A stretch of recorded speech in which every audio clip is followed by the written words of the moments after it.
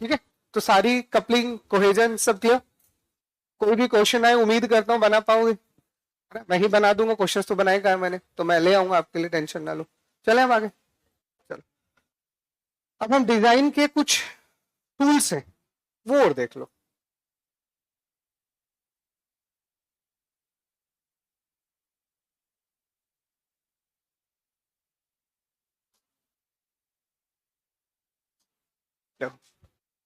तो डिजाइन को प्रॉपर तरीके से बनाने के लिए हमें कुछ टूल्स का यूज करना पड़ता है। Tools is just like the diagrammatic form, tools is just like the diagrammatic form.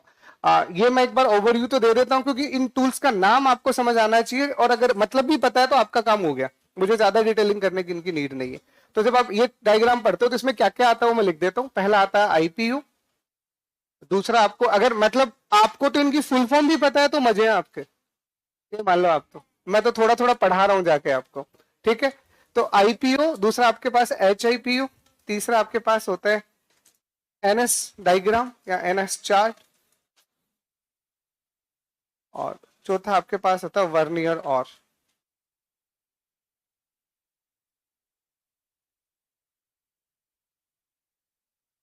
ठीक है, ये चार डायग्राम भी पढ़ लेते हैं और डिजाइन मैथोडोलॉजी फिर अलग से पढ़ूंगा। तो आईपीओ मतलब इनपुट प्रोसेस आउटपुट।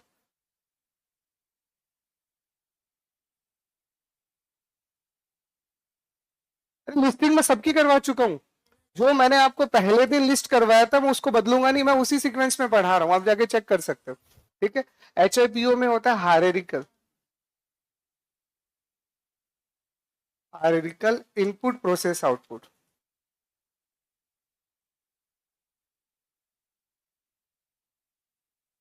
ठीक है, एनएस डायग्राम में होता है नैडी सिंडरमैन।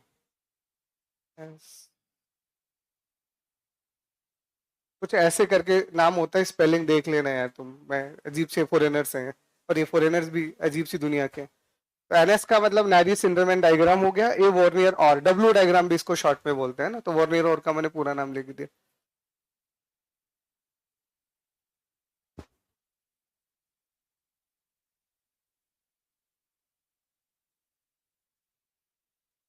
मतलब जो अच्छे कुछ बढ़िया एग्जाम्स होते हैं उनमें क्या पूछा जाता है नॉर्मली कि एनएस डायग्राम क्या होता है, ठीक है, वॉर्नियर और डायग्राम क्या करता है, आईपीओ डायग्राम क्या करता है, एचआईपीओ डायग्राम क्या क्या करता है, वो समझ लो, आपका वही क्वेश्चन है। तो इनमें कोई ज्यादा डिटेलिंग मुझे करनी नहीं है, मैं आपको तुमको थोड़ा इंट्रोड्यूस कर देता हूँ। अगर कोई क्वेश्चन इनसे बनते हैं तो पहला क्वेश्चन तो फुल फॉर्म हो गया, दूसरा ये करते क्या वो सीख लो।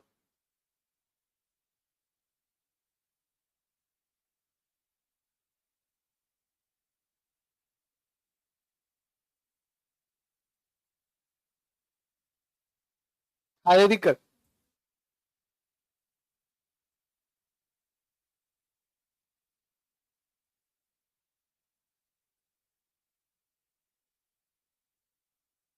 कुछ ऐसे से होता है।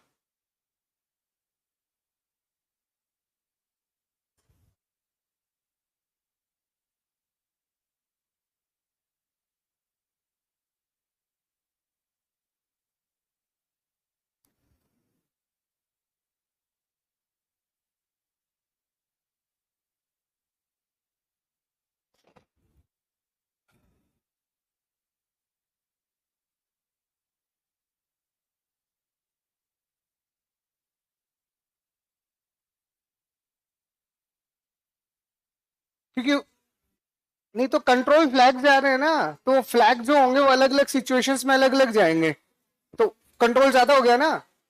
अरे डिपेंडेंसी जितनी कम उतना अच्छा। डेटा कपलिंग में तो एक सिंपल वेरिएबल भेजे जिसका एक वैल्यू तो होगा, तो वैल्यू जहां है वही फैक्ट करेगा। बट कंट्रोल अगर जा रहा है कहीं पे तो कहीं कंडीशन होगा, उसके अंदर कुछ स्टेटमेंट्स होंगे, तो कई चीजें चलेंगी। नहीं होती तो इन कपलिंग को हम हटा थोड़ी सकते हैं। हमारा गोल है कि इन कंपनी को आइडेंटिफाई करो और जहां एक प्रॉपर कपलिंग हो सकती है वहां वो बनाओ। हमने तो बताया ये अच्छा और ये बुरा है, अगर कहीं बुरी चीज लगी रही है और जरूरी है तो लगानी तो पड़ेगी ना, बट उनकी कैलकुलेशन तो करनी पड़ेगी।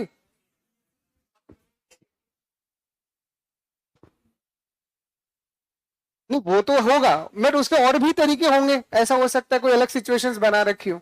तो हमने तो पहचाना ये अच्छा और ये बुरा है, बट अगर आवश्यकता बुरे की है तो बुरा ही आएगा। मैं ये तो नहीं कह सकता ये काम नहीं होता, हम तो कह रहे हैं ये अच्छा और ये बुरा है। ठीक है, इसमें लिखो वन बाय वन। सबसे पहले लिखो आईपीओ, नादी सिंडरमैन। ये दो लोग थे, इनके नाम से रखा गया इनको, नादी सिंडरमैन।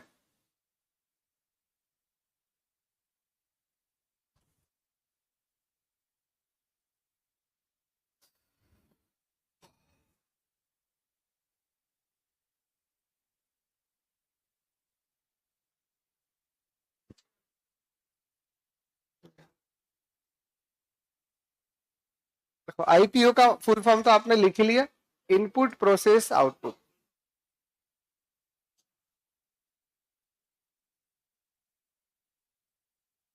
ठीक है, ये होता क्या है, तो ये एक सिक्वेंशियल डायग्राम होता है, सारे के सारे डायग्राम्स ही है। It is a sequential method. ठीक है, जो जो क्वेश्चंस बन सकते हैं उन पे दिमाग लगाओ। पहले पहला इसका फुल फॉर्म आईपीओ का, इनपुट प्रोसेस आउटपुट क्या है।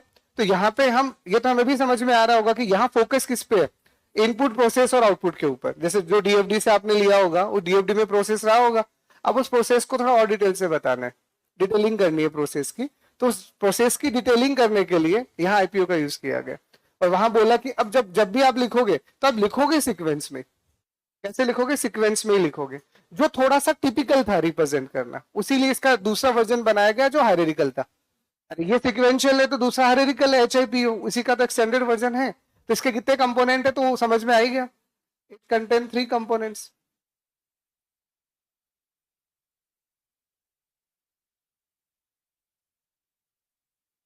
इसमें 3 ही चीजों पे फोकस किया जाता है ना, स्टोरेज स्टेज का कोई लेना देना नहीं है।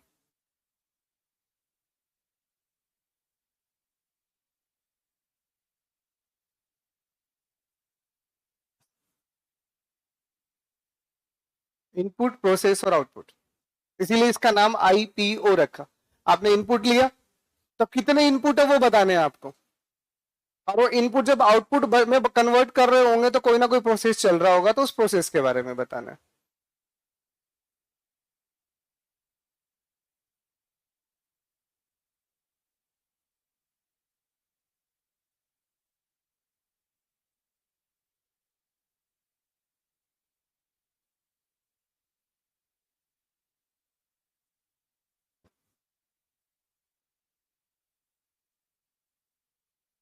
और ये कहां से बनता है, तो डीएफडी से बनता है। फिर भी लिख लो, मैं लिखवा देता हूँ, पहले इतना लिख लो ना। पहले इसका फुल फॉर्म, इसमें कोई हिंदी नहीं है ना, है ना। एक से, अरे यार पता नहीं, आज मेरी भी गड़बड़ हो रही है तबीयत, है ना। ये सिक्वेंशियल है पहली चीज, ये इसके 3 मेन कंपोनेंट। यहीं पे एक पॉइंट और लिख लो,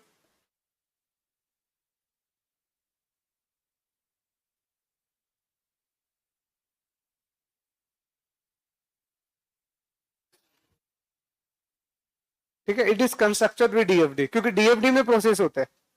डेटा फ्लो डायग्राम है तो वहां हमने प्रोसेस को ही तो आइडेंटिफाई किया था, तो वहां से जो प्रोसेस आएंगे उसकी इस तरह से रिप्रेजेंटेशन करेंगे कि उसे डिजाइन करना आसान हो, ताकि कोड किया जा सके।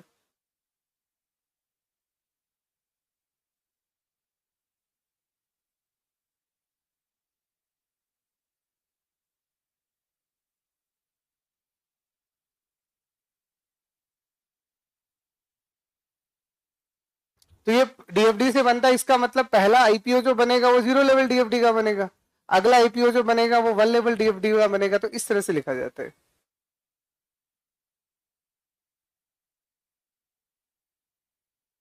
कौन सी इंटरनल लेवल मतलब, हाँ हाँ क्यों नहीं हो सकता, वो तो इनपुट का पार्ट होगा ना। कहीं नीड है उसे और डिटेल से बताने का, तो ओरिजिन तो वहीं से हो रहे हैं, फिर वो और आगे मल्टीपल पार्ट्स में ब्रेक हो जाएगा,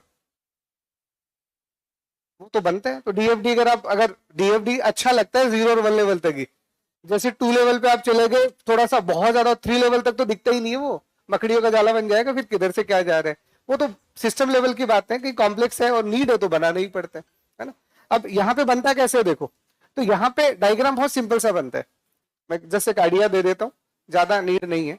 तो यहाँ पे कैसे बनाते हैं, यहाँ पे ये सिक्वेंशियल है, तो सिक्वेंशियल होगा तो पहले आपको डीएफडी आपने निकाला होगा, तो डीएफडी अगर आपने निकाला होगा तो डीएफडी का जो जीरो लेवल रहा होगा या कॉन्टेक्स्ट लेवल रहा होगा, पहले उसका हम लोग एक सिंपल सा आईपीओ डायग्राम बनाएंगे। जैसे यहाँ पे आपने जब आईपीओ डायग्राम बनाया होगा तो आपने ऐसा बोला होगा कि यहाँ पे आपके प्रोसेस हैं, मैं आइडिया दे रहा हूं मैं तो, है ना, और यहाँ आपके पास में आपके कुछ इनपुट्स आ रहे होंगे, यहाँ कुछ आपके कॉरेस्पॉन्डिंगली आउटपुट आ रहे होंगे,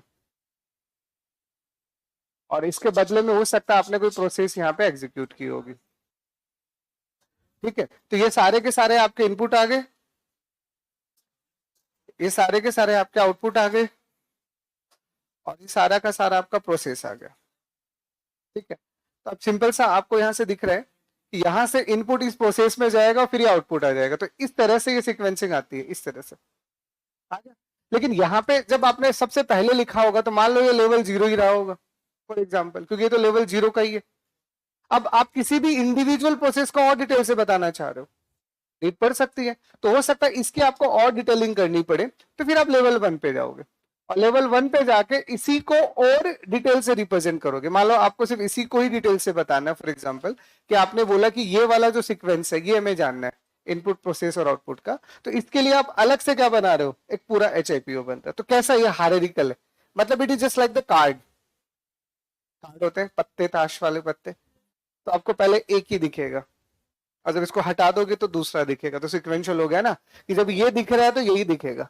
जैसे अब आपको इसकी डिटेलिंग करनी है तो आपको आगे जाके कहीं दूसरे लेवल पे इसको देखना पड़ेगा, तो इसमें एक साथ हम नहीं देख पाओगे, 1 बाई 1 आते हैं, पहले एक देखा, फिर उसकी डिटेलिंग करना तो एक और दिखेगा, फिर उसकी डिटेलिंग करना तो एक और दिखेगा। तो इस तरह से यहाँ कुछ और डिटेल करने के लिए रहा तो वो और आगे लेवल 2 पे चला जाएगा, तो इस तरह से सीक्वेंस में चलता है, इसीलिए इसको सिक्वेंशियल डायग्राम कहते हैं।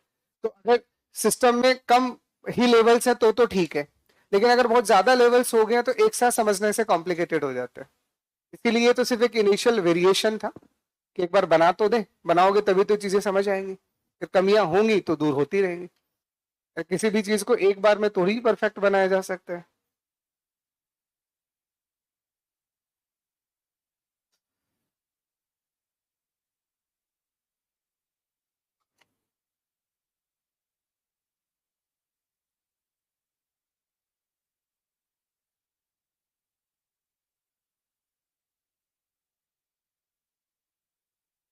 कौन सा, ये तो सिक्वेंशियल है ना, ये हायरार्किकल ऐसा होता है, hierarchical is a tree like shape, यहाँ पे ट्री शेप कहाँ है। अब मैं तो ये बताना चाह रहा हूं अगर इसको आप इंप्लीमेंट कर रहे हो तो अलग है, हो सकता है आप इसको अलग से इंप्लीमेंट कर रहे हो तो ये आपको यहां दिखेगा अलग से, मतलब हो सकता है अब ये कोई एक प्रोसेस था इसका आपने डिटेलिंग कर दिया, एक प्रोसेस और करना था उसका आपने डिटेलिंग कर दिया, अरे वो तो सेम लेवल की भी तो अलग अलग डिटेलिंग हो सकती है। अब यहाँ पे नंबर लिखे जाते हैं उनके, मतलब इनको लिखने का तरीका क्या होता है कि ये मान लीजिए 1.0 है, ये फॉर एग्जाम्पल 2.0 है, ये मान लो 3.0 है फॉर एग्जाम्पल, तो अब ये डिटेलिंग करना है तो इसी की डिटेलिंग आएगी, फिर यहाँ पे क्या आएगा 1.1 1.2 1.3, इसकी डिटेलिंग करनी है तो ये 2.0 है तो यहाँ पे 2.1 2.2 2.3 ऐसे करके इनके पॉइंट्स चलते रहते हैं, तो एक क्लैरिटी आ जाती है कि अच्छा इस प्रोसेस की डिटेलिंग कर रहे हो और इसमें कुछ है, मान लीजिए 1.1 है उसकी और डिटेलिंग करनी तो 1.1 पॉइंट फिर वो आगे चलता रहेगा, तो नंबरों से आइडिया होते हैं। सिक्वेंशियल का मतलब यहाँ पे क्या है, हर एक प्रोसेस का एक सिक्वेंस है लेकिन वो लेटर ऑन डिफाइन किया गया है, वहां पे नहीं दिखेगा आपको।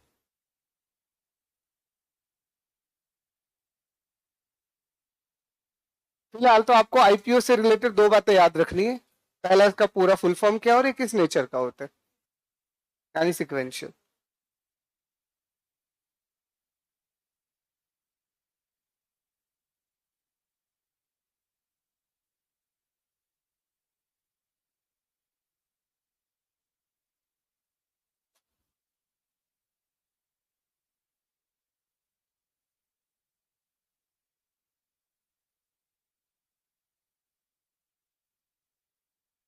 लिखिए इसको,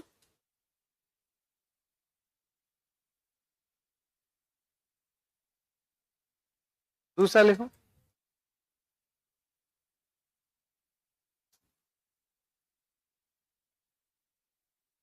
HIPO।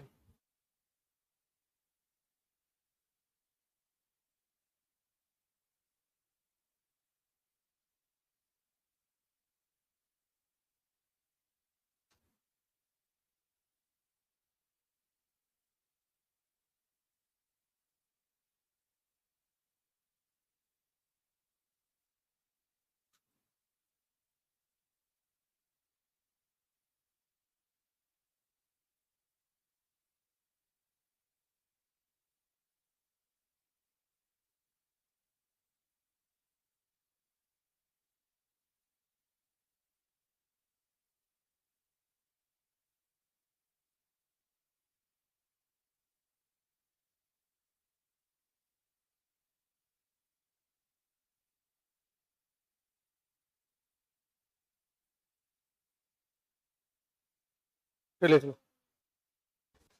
तो पहले तो इसका पूरा फुल फॉर्म तो लिख लो, फिर आगे लिखो। लिखो यह आईपीओ का इम्प्रूव्ड वर्जन होता है। आईपीओ का इम्प्रूव्ड वर्जन होता है जिसमें जिसमें हम सिक्वेंशियल की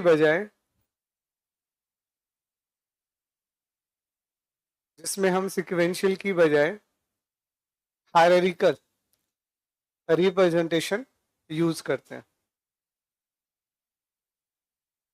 जिसमें हम सिक्वेंशियल की बजाय हायरार्किकल रिप्रेजेंटेशन यूज करते हैं।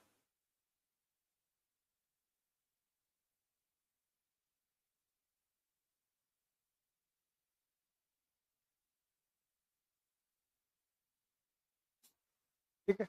अब HIPO में हायरार्की प्लस आईपीओ होते हैं। HIPO का मतलब हायरार्की नहीं होता। अगर हम HIPO को पूरा देखेंगे तो हम क्या बोलेंगे कि आपको पहले तो हायरार्की बतानी पड़ेगी। तो आपने जैसी हायरार्की बता दिया, हर एक हायरार्की को डिटेल से देखना है, तो आईपीओ तो अब भी है। तो जो आपने आईपीओ डायग्राम बनाया वो तो अब भी है, बट उसका मास्टर प्लान बना दिया। अगर किसी को सिर्फ ये देखना कहां से कौन सा प्रोसेस कैसे रिलेट हो रहा है या उसे कितना तोड़ा गया है, तो तोड़ने के लिए उसने एक अलग से हायरार्की बना दी। तो पहले आपको ट्री डायग्राम दिखेगा। अब उस ट्री डायग्राम में किसी भी एक चाइल्ड पे आप क्लिक करोगे तो उसका कॉरेस्पॉन्डिंग आईपीओ मिलेगा आपको। जैसे मैं भी बताता हूँ, लिख लो। तो HIPO का मतलब है हायरार्की अलग से होगी, और आईपीओ तो अब भी है। आईपीओ हटा नहीं है। इनपुट प्रोसेस आउटपुट तो डायग्राम तो यहाँ पे भी बनेगा, पर वहां पे सिर्फ इनपुट प्रोसेस आउटपुट था, तो हमें खुद ही देखना पड़ रहा था। हमें खुद ही देखना पड़ रहा था कि किस प्रोसेस को कितना और तोड़ा गया है, तो उसको ढूंढने ढूंढने में टाइम लग जाता था। इन्होंने इन चीजों को और आसान कर दिया।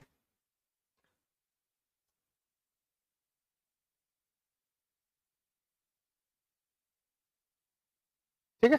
तो यहाँ पे अब देखोगे तो देखो क्या हुआ। जैसे मान लो अभी जो चीज हमने समझी उसी को मैं दोबारा समझा रहा हूँ, कि आपने बोला कि सबसे पहले आपने इस प्रोसेस को लिखा, ठीक है, फिर आपने इसको ब्रेक किया, फिर इसको आपने मान लीजिए और ब्रेक किया, ठीक है, नीड पड़ी आपको, और हो सकता है आपने फिर इसको और ब्रेक किया। It is just like that. तो ये आप क्या बता रहे हो, ये आप हायरार्की बता रहे हो कि आपने सबसे पहले तो ये हायरार्की बता रखी है, ये आपने हायरार्की बता रखी है। तो यहाँ पे आपने जो भी लिखा हुआ होगा वो क्या है। अब इसको लेके सुनना, इस अकेले को लेके इसका अपना एक आईपीओ डायग्राम होगा। इसका अपना एक आईपीओ डायग्राम होगा जो अभी भी जस्ट अपन ने डिस्कस किया। ऐसे इसको जब आप एक्सप्लेन करोगे तो इसका अपना एक आईपीओ डायग्राम होगा। तो ऐसे करके चीजें चलेंगे। तो फायदा क्या हो गया, आईपीओ तो यहां है, बट आईपीओ को देखने से पहले ही हमें समझ में आ गया कि ये मैन प्रोसेस है, और इसमें जो जो प्रोसेस है वो ऐसे ऐसे डिवाइड किए गए। तो इससे आपको कनेक्शन इजीली समझ में आ जाता है कि इसमें ये प्रोसेस को इतना और तोड़ा गया। जैसे यहाँ पे जो प्रोसेस थे इसको क्या समझ में आया कि इस मैन में दो प्रोसेस है। तो देखते क्या समझ में आया कि यहाँ पे हमने दो प्रोसेस यूज किए, तो वो दो प्रोसेस ये रहे, और इस प्रोसेस को हमने और तोड़ा तो इसके और दो पार्ट बने। तो क्लियरिटी हो गई। और यहाँ पे क्या बनते, यहाँ पे 1 2 3 4 5 6 7 आईपीओ बना के छोड़ देते हैं हम लोग, पर उस 7 आईपीओ की सिक्वेंसिंग को समझने में टाइम लगता है। तो पहले आप क्या देख रहे हो, पहले आप हायरार्की देख रहे हो।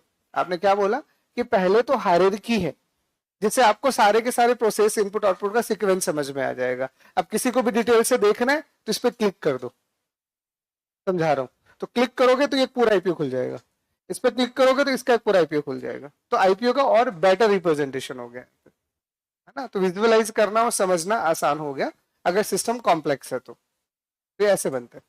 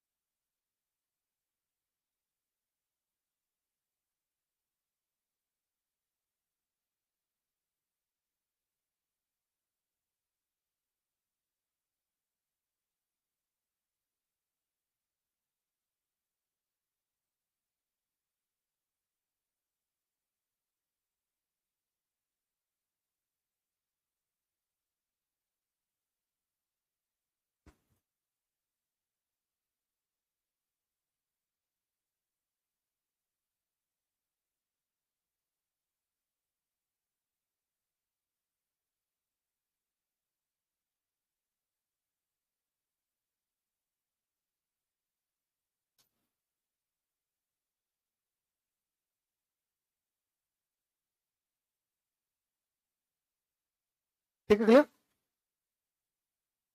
इन डायग्राम्स में ज्यादा कुछ आपके काम का है भी नहीं, बस आपको फुल फॉर्म और इनकी वर्किंग समझ में आना चाहिए। मेनली यही क्वेश्चन आपके एग्जाम में पूछे जाते हैं।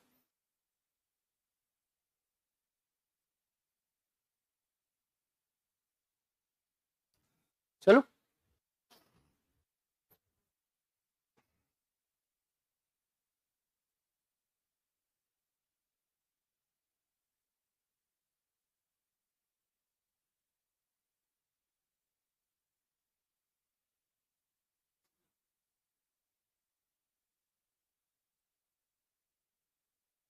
ठीक है, देखिए एनएस, नादी सिंडरमैन diagram.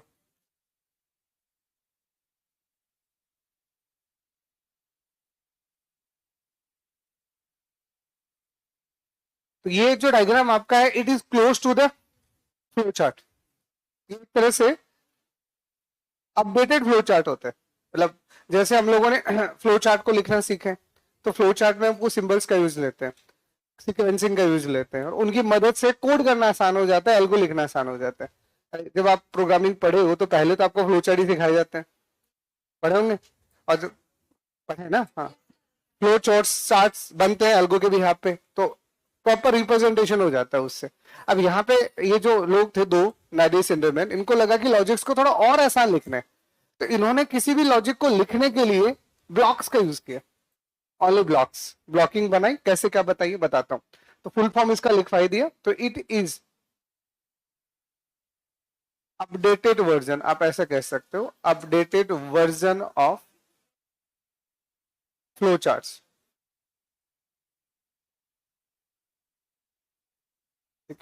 which is used for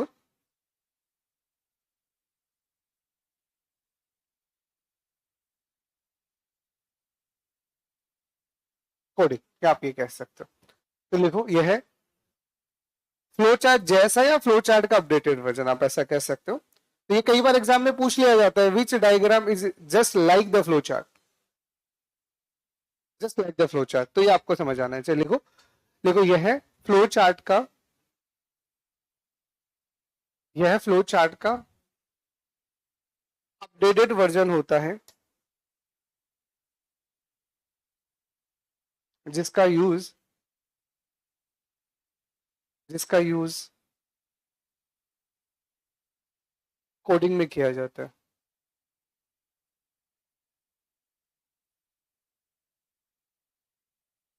जिसका यूज कोडिंग में किया जाता है। अब यहाँ पे हम क्या लिखेंगे, लिखो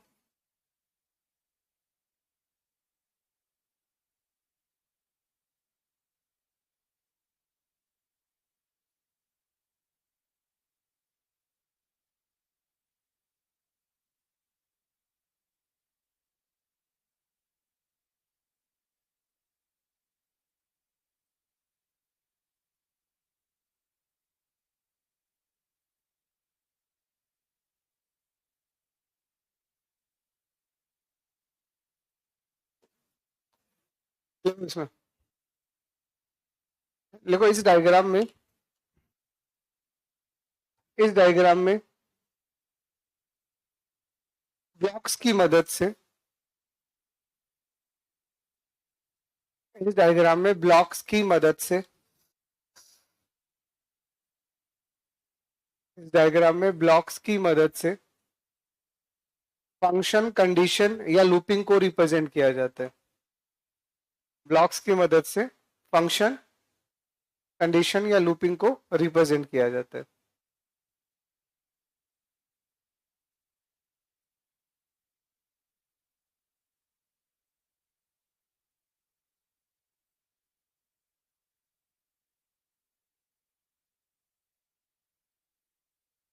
नहीं, आजकल तो टूल्स होते हैं ना, नहीं आजकल तो टूल्स है, पहले कभी मैनुअली बनता होगा, आजकल तो सारे टूल्स बनते हैं। टूल्स की मदद से आसानी से ड्रैग एंड ड्रॉप हो जाते हैं, बस आपको पता होना चाहिए क्या क्या है, तो आपको वैसे नहीं बनाना पड़ता। आज के टाइम पे तो आप एनालिसिस कर रहे हो, डिजाइन बना रहे हो, सबके टूल्स अवेलेबल है। आज तो एआई आ गया, बनाना भी नहीं पड़ता। लेकिन फिर भी समझो, एआई कभी भी परफेक्शन से काम, देखो एआई क्या करते हैं, एआई कभी स्केच से कोई चीज आज भी नहीं बना सकता। आपको आपके नॉलेज के लिए बता देता हूँ, एआई आज भी किसी भी चीज को स्केच से नहीं बना सकता।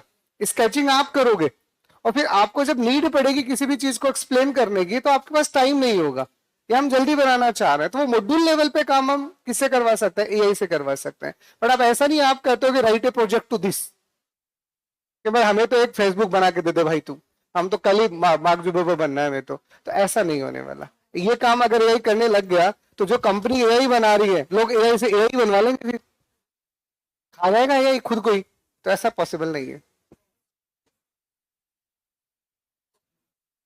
हाँ है, प्रोजेक्ट बनाने में भी है, लेकिन आपको आउटलाइन तो रिक्वायरमेंट्स तो आप ही को बतानी पड़ेगी। स्केचिंग का मतलब है कि आपको बताना पड़ेगा हर एक चीज को, अगर आप नहीं बताओगे तो आप नहीं, इसीलिए तो अलग से प्रॉम्प्ट इंजीनियरिंग होती है।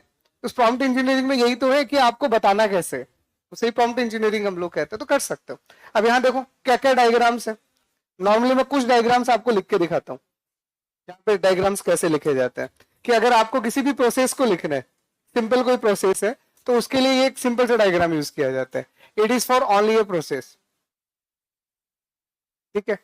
अगर आपको कोई फंक्शन बनाना है तो फंक्शन के लिए इन्होंने थोड़ा बड़ा डब्बा बना दिया, ये बन गया फंक्शन। हर चीज को ब्लॉक्स की फॉर्म में लिखा जाएगा, एनएस डायग्राम में हर चीज को ब्लॉक्स की फॉर्म में लिखा जाता है। जैसे ये एक फंक्शन है, अब मुझे नेस्टेड फंक्शन बनाना है तो मैं क्या करूंगा, फंक्शन में एक और फंक्शन बना दूंगा, डब्बे में डब्बा बना दो, सिंपल लाइक दैट। इसी में अब आपको इफ कंडीशन लिखनी है, इफ कंडीशन का यहाँ पे इन्होंने तरीका क्या बताया, इफ कंडीशन का तरीका इन्होंने ऐसे बताया कि अगर आपको इफ कंडीशन लिखना है तो आप ऐसे लिखो,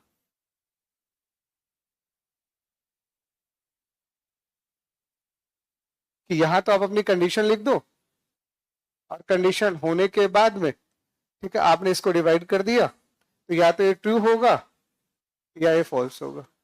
तो ट्रू होगा तो जो यहाँ लिखा है वो चल जाएगा, और फॉल्स होगा तो जो यहाँ लिखा है वो चल जाएगा। Everything is in the form of block. ठीक है। आपको स्विच बनाना है तो स्विच बना लोगे आप बना लिया, तुम ही बन जाओगे नाडी सेंटरमैन, है ना। तो अगर हमें स्विच केस बनाना है तो स्विच में भी तरीका वही लगेगा, बट यहाँ पे अब आपके पास में ट्रू फॉल्स नहीं आएगा, है ना। जैसे यहाँ तो अब आप केस लिख दो, अब यहाँ फिर इसके डिविजन्स बन जाएंगे, it is just like that. अगर आपको डिविजन्स बनाना तब इसके कई डिविजन्स बन जाएंगे, it is just like that, it is just like that. Like this is the case A, case B, case C, or that's the default like that. So just like the if else. ठीक है, आपको looping लिखना है तो loop को और बता देता हूँ। तो लूप के लिए इन्होंने जो डायग्राम यूज किया बहुत सिंपल स्वीट सा यूज किया, दैट्स द लूपिंग है।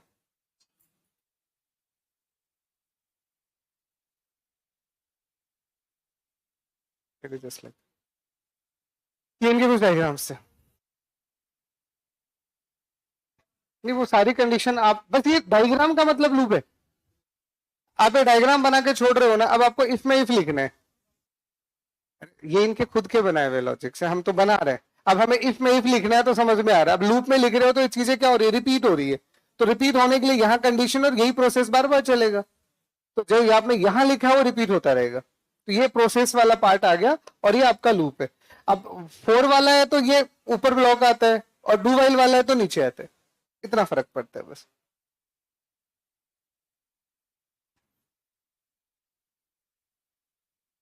इतना कोई नहीं जानते। तो एनएस डायग्राम बीच में काफी पॉपुलर हुए थे 80s में, है ना, यूनिवर्सिटीज में भी पढ़ाए जाते थे।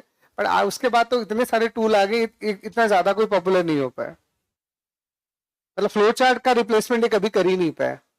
बनाने वालों ने तो यही सोचा था कि हम फ्लो चार्ट की धज्जियां उड़ा देंगे, बट ऐसा हो नहीं पाया।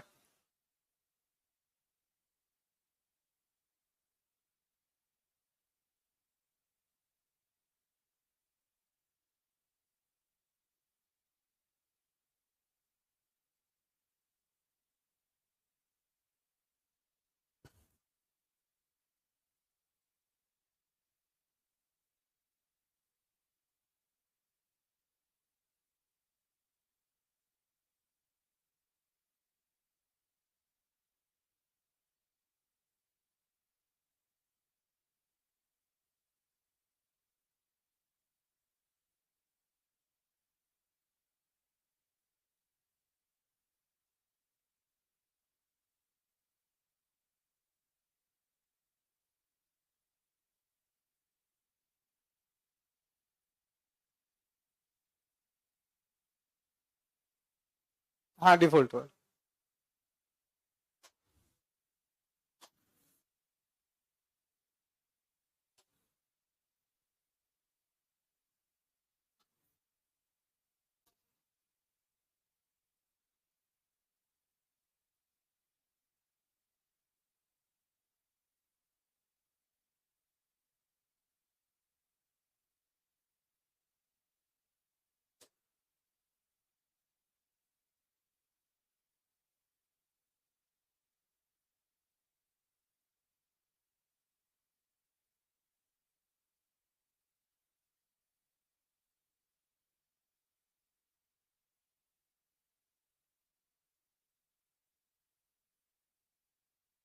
लिख लिया।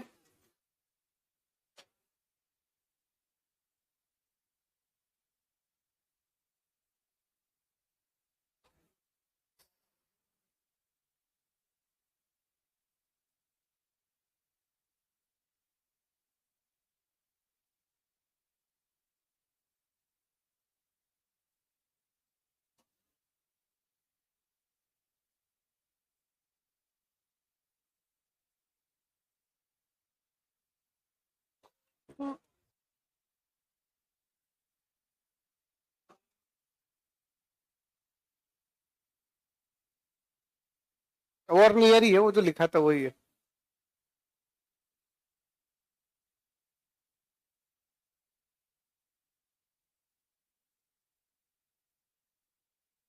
जो भी है देख लो।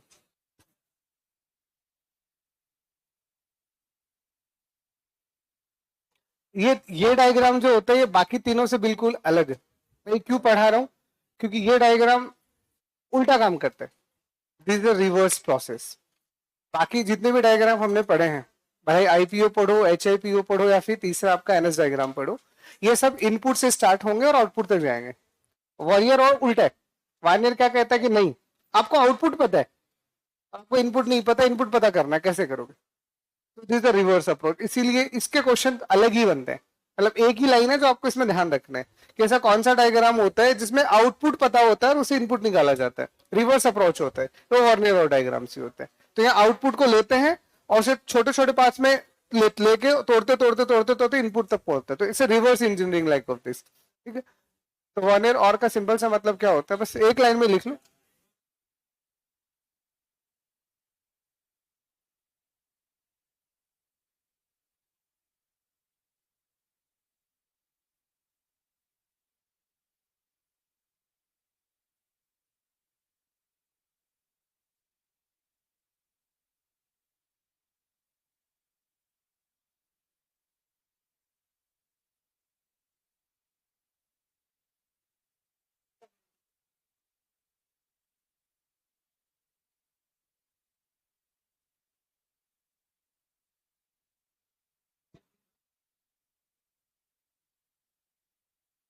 लिखो, देखो इस डायग्राम में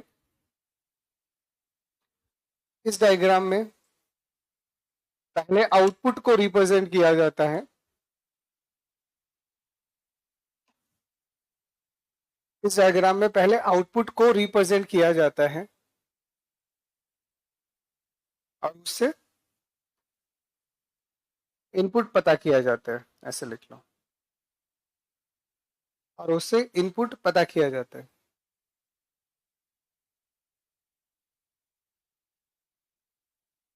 इस डायग्राम में पहले आउटपुट रिप्रेजेंट किया जाता है,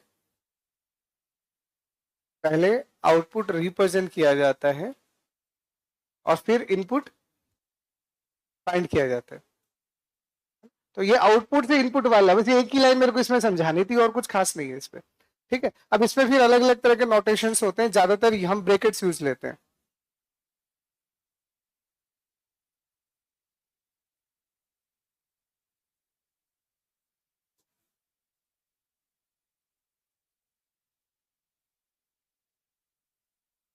ठीक है, तो इस डायग्राम में हम क्या करेंगे, ब्रैकेट्स यूज लेंगे। क्या ब्रैकेट्स की फॉर्म में इसे बनाओगे? जैसे पहले आपने एक ब्रैकेट लिखा, फिर ये और ब्रैकेट्स में टूटेगा, फिर ये और ब्रैकेट्स में टूटेगा। तो इसका मतलब स्टार्ट कहां से कर रहे हो? आउटपुट से। स्टार्ट कहां से कर रहे हो? आउटपुट से। और इस आउटपुट्स के अंदर कुछ ना कुछ यहाँ सीक्वेंसिंग ब्रैकेट्स में लिखी जाती है और एट द एंड आपको पता चलता है आपका इनपुट क्या, इस तरह से लिखा जाता है। अब इन ब्रैकेट्स के अंदर और भी खूब सारे नोटेशंस होते हैं, नॉट यूजफुल फॉर यू। इसका बस ये एक कई एग्जाम्स में क्वेश्चन पूछा गया था, तो ये बस आपको पता होना चाहिए। तो बाकियों को इनपुट से स्टार्ट करके आउटपुट पे जाते हैं, इसको आउटपुट से स्टार्ट करके इनपुट तक जाएंगे, तो ये उल्टा हो गया।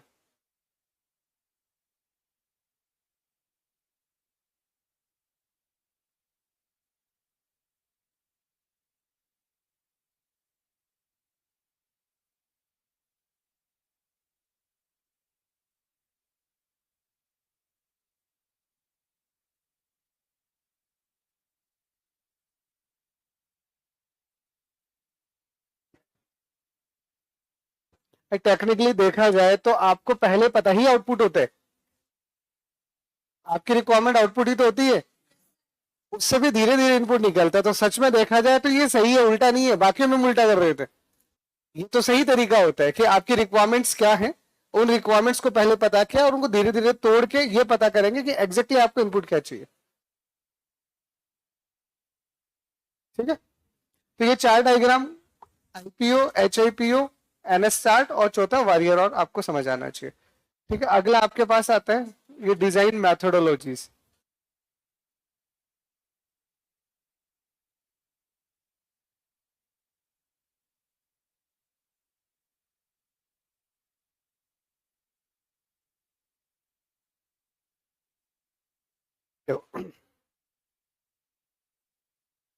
डिजाइन मैथोडोलॉजीज में सिंपल से हम दो कॉन्सेप्ट्स को डिस्कस करते हैं। पहला आपका स्ट्रक्चर चार्ट, लिख लो इसमें,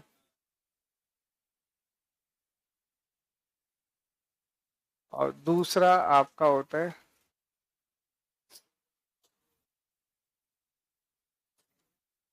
स्ट्रक्चर वॉकथ्रू।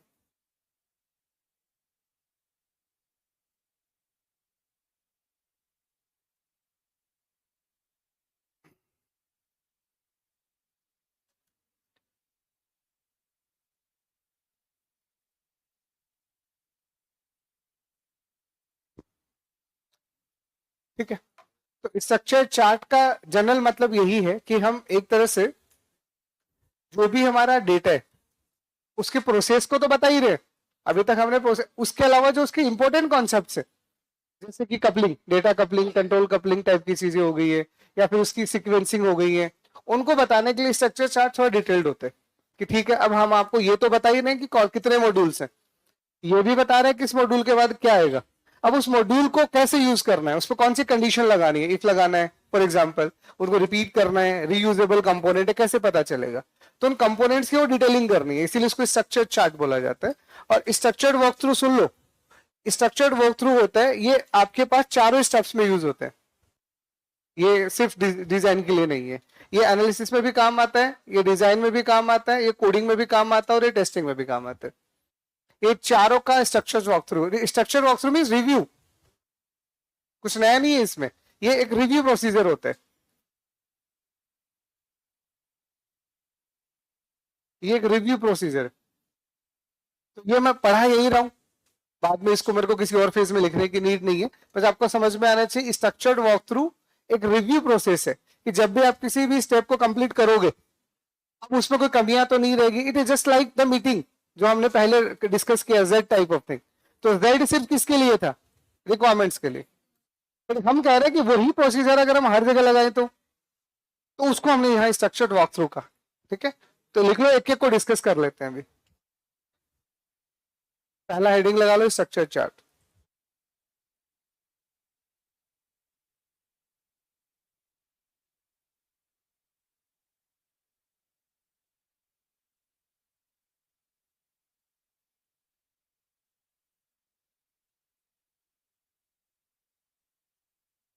ये हमने डिस्कस किया था ना कंट्रोल हायरार्की, जब हमने डिजाइन कॉन्सेप्ट पढ़े थे, तो डिजाइन कॉन्सेप्ट में मैंने आपको कॉन्सेप्ट पढ़ाया था कंट्रोल हायरार्की, और उस कंट्रोल हायरार्की के अंदर लिखा था कि कंट्रोल हायरार्की को इंप्लीमेंट करने के लिए हम स्ट्रक्चर चार्ट का यूज लेते हैं, मैंने वहां आपको लिखवाई थी, तो ये उसी का detailed version.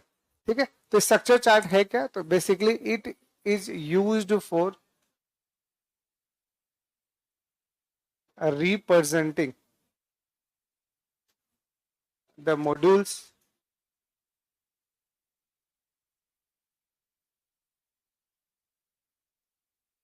hierarchy, control, flow, etc. 4.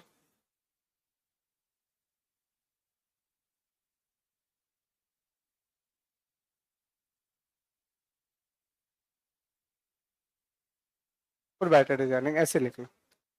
देखो इसका यूज या स्ट्रक्चर चार्ट का यूज, स्ट्रक्चर्ड चार्ट का यूज हम डिजाइनिंग को बेटर करने के लिए करते हैं।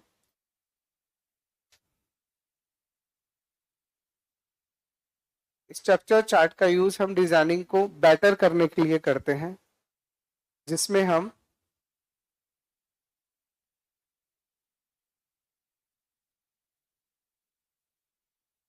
हम मॉड्यूल्स, ये लिख लो, मॉड्यूल्स, हायरार्की, कंट्रोल, फ्लो इत्यादि को रिप्रेजेंट करते हैं। है? तो एक तरह से आप ये लिख सकते हो।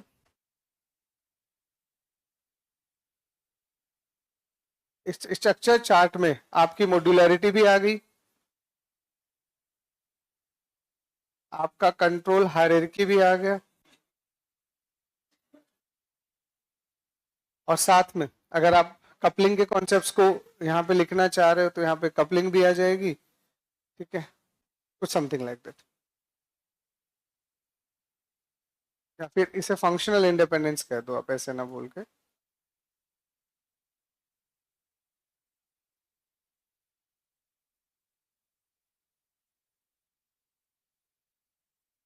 तो जो भी डिजाइनिंग के कॉन्सेप्ट है इन सबको बताने के लिए, तो स्ट्रक्चर चार्ट में सारे सिंबल्स हम नहीं पढ़ सकते हैं, बहुत सारे सिंबल्स होते हैं, लिस्ट ही नहीं है, कोई कम से कम भी 100-150 सिंबल्स होते होंगे।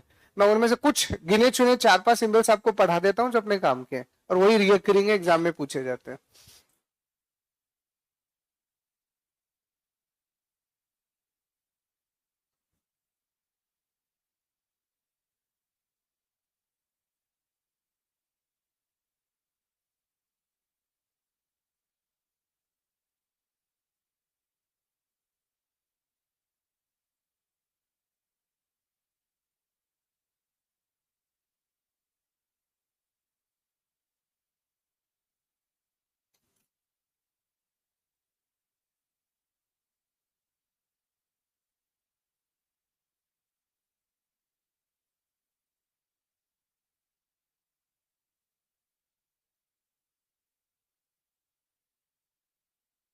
तब मिलेंगे, तब सब, ये सब पता होगा तभी वो प्रॉपर बना पाएगा, तभी तो बड़े प्रोजेक्ट्स के फेलियर होने के चांस कम है, रिस्क कम है, क्योंकि हर चीज हम आपको बना के दे रहे हैं। तो आगे जैसे जैसे हम चाह रहे हैं चीजें बहुत ज्यादा रिफाइन हो जाती हैं, तो बनाने वाले को बस टेक्नोलॉजी पता होनी चाहिए, कॉन्सेप्ट आने चाहिए, आपको सब कुछ बताया जा रहा है, आप तो लोअर बनाना स्टार्ट कर दो। इसलिए हर एक जगह पे डिटेलिंग है, यही तो एसडीएलसी कर रहे हैं। सबका आइडिया हो जाता है, ऐसे आप अपनी इच्छा से थोड़ी बनाते हो, वहां पे किसी एक इंसान ने बैठ के प्रोजेक्ट की कॉम्प्लेक्सिटी कैलकुलेट करके हर चीज को रिफाइन कर दिया है, कल अब लॉजिक ऐसा ही बनेगा, इसके अलावा बनाओगे तो कॉम्प्लेक्स बनेगा, तो ऐसा ही बनाओ, तो हर चीज डिफाइन है यहाँ पे। ठीक है, अब यहाँ पे हम कुछ सिंबल्स यूज लेते हैं, तो लिखो इसमें, वी कैन यूज,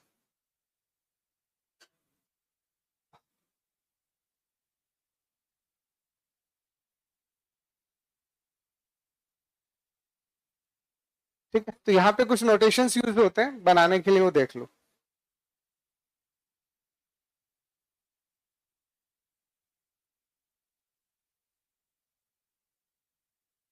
तो सबसे पहले आपको आपका मॉड्यूल लिखना होगा, मॉड्यूलरिटी बना रहे हो ना, मॉड्यूलरिटी का कॉन्सेप्ट है, तो सबसे पहले तो आपको आपका मॉड्यूल बताना पड़ेगा कि भैया आपका मॉड्यूल कितना है। अब मॉड्यूल में भी यहाँ पे 3 तरह के मॉड्यूल्स होते हैं, एक आपका मैन मॉड्यूल्स होता है, एक उसके नीचे अगर वो किसी को कॉल कर रहे हैं तो आपके सब मॉड्यूल्स होते हैं, और एक आपका लाइब्रेरी मॉड्यूल होता है जो खूब सारी सिमिलरिटीज को कंटेन करके रखते हैं, है ना। तो मॉड्यूल मीन्स,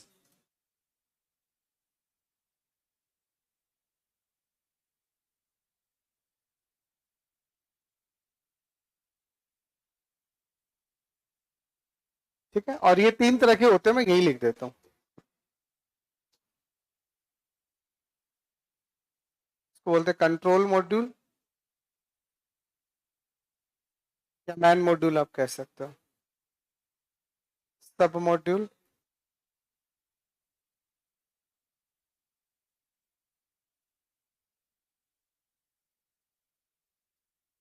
और लाइब्रेरी मॉड्यूल।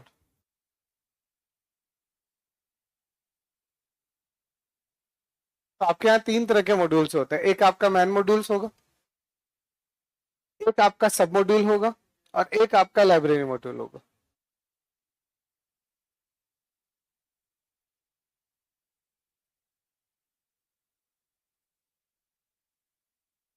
ठीक है, तो कंट्रोल मॉड्यूल आपके लिए पेरेंट की तरह काम करेगा, आप ऐसे याद रख लेना, कोई ज्यादा बकवास करना ही नहीं है, और ये चाइल्ड की तरह काम करेगा, बस सिंपल लाइक दैट।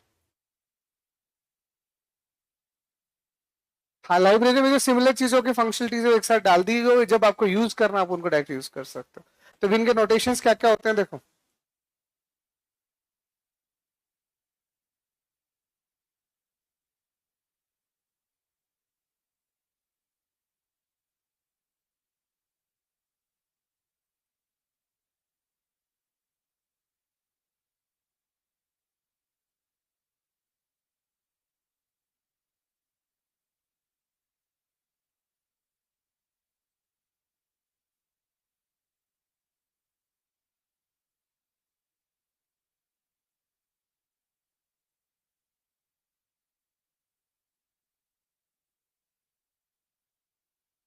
देखो, ये इनके नोटेशंस होते हैं यहाँ पे।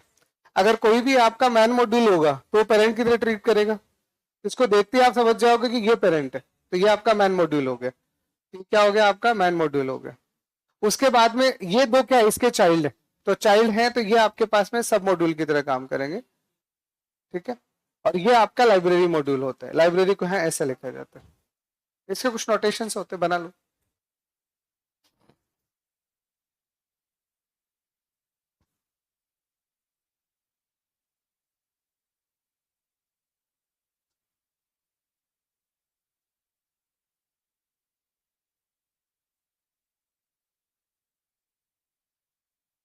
यही बना है, बॉक्स के अंदर दो आपको पहले लाइन खींच देनी है। अब ये कहीं सब मॉड्यूल बन सकता है एज ए यूज, बट ये नोटेशन है, इसका अलग से आप लिख लो।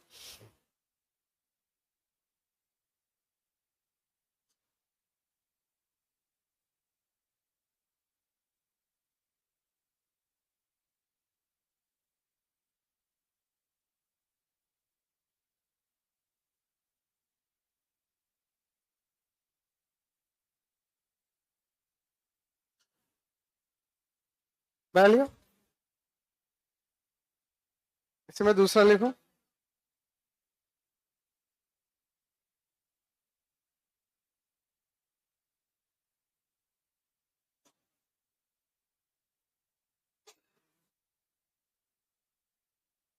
ठीक है, अगर आप किसी भी कंडीशन को यहाँ रिप्रेजेंट करना चाह रहे हो, क्योंकि सारी कहानी तो मॉड्यूल्स की है ना, तो कंडीशन को रिप्रेजेंट करने के लिए हम यहाँ क्या यूज करते हैं, मैं नोटेशन ही बना देता हूँ, सीधा नोटेशन ही ले लो। अगर आपको कंडीशन को रिप्रेजेंट करना है, it is just like that.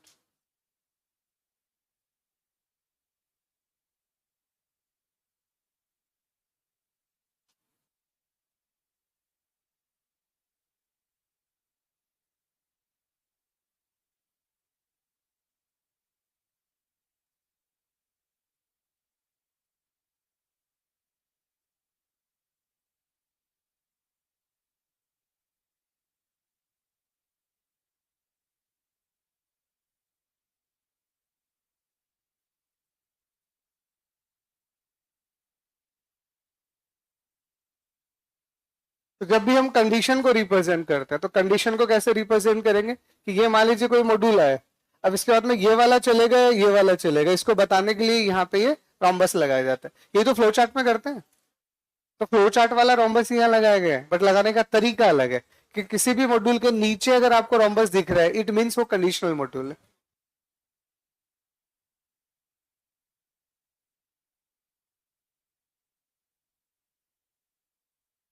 हाँ, वही कंट्रोल हायरार्की, कब कौन सा चलेगा, वही चीज हम बता रहे हैं यहाँ पे।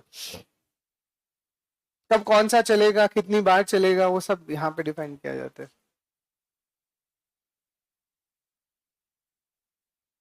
तो इसी को कहते हैं डायमंड विद रेक्टेंगल। जुड़ आएंगे, मतलब नॉर्मल तो कंडीशन का सिंबल इतना ही है कि यहाँ पे आपके पास रेक्टेंगल और ये डायमंड, इसका सिंबल इतना ही है, पर वो मैंने थोड़ा प्रॉपर लिख दिया आपको पूरा समझाने के लिए।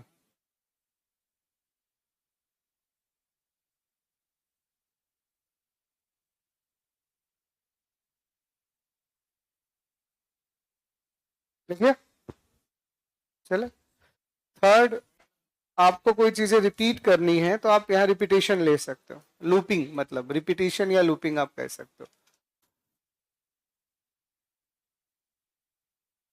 ठीक है, अगर आपको रिपीट करना है किसी भी मॉड्यूल को कि ये मॉड्यूल बार बार रीयूज हो रहे हैं, है ना, तो उसके लिए हम यहाँ क्या यूज लेते हैं, सिंपल सा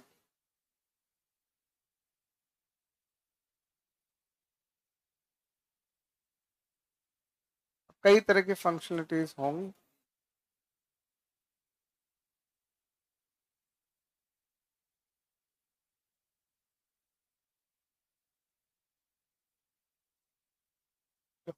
अगर इसमें आपको कोई भी रिपीटिशन बतानी है तो रिपीटिशन को बताने के लिए यहाँ पे एक एरो लगता है, दिस इज लाइक एरो, कि कोई भी मॉड्यूल अगर कई सारे मॉड्यूल को बार बार रीयूज कर रहा है, अरे ये तो एक मॉड्यूल है, यहाँ पे इसको भी यूज करना है, अब इनको बार बार यूज कर रहा है, अब एक को करना है, दो को करना है, तीन को करना है, ये उसका कॉल है, बट यूज लिखने का तरीका क्या होगा, ये सिंपल एरो, ये इसका रिप्रेजेंटेशन है। आपको कर्व्ड एरो दिख जाएगा उसके ऊपर।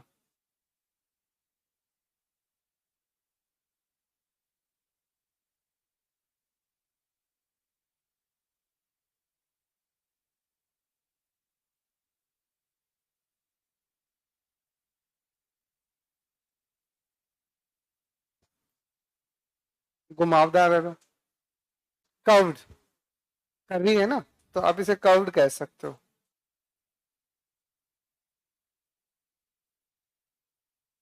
यहाँ पे आपको कर्व्ड एरो दिखेगा।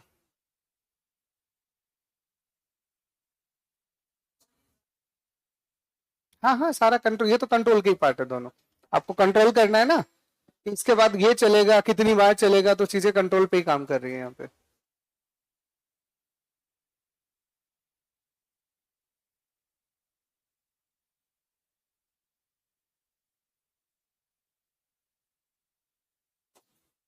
ठीक है, चौथा क्या लिखा हूँ मैं, क्या लिखा हूँ बताओ। ये तो नोटेशंस है, अब आपको ये नहीं पता रिपीटिशन क्या होता है, या ये नहीं पता कंडीशन क्या होता है, तो थोड़ी तो आपको पहले से पता है कि मैं क्या बताना चाह रहा हूँ, नोटेशन आप नहीं जानते, तो स्ट्रक्चर चार्ट में रिपीटिशन को कैसे लिखोगे, इफ कंडीशन को कैसे लिखोगे, हम वो लिख रहे हैं, इसमें थोड़ी तो क्या लिखेंगे। फोर्थ आपका आता है डेटा फ्लो।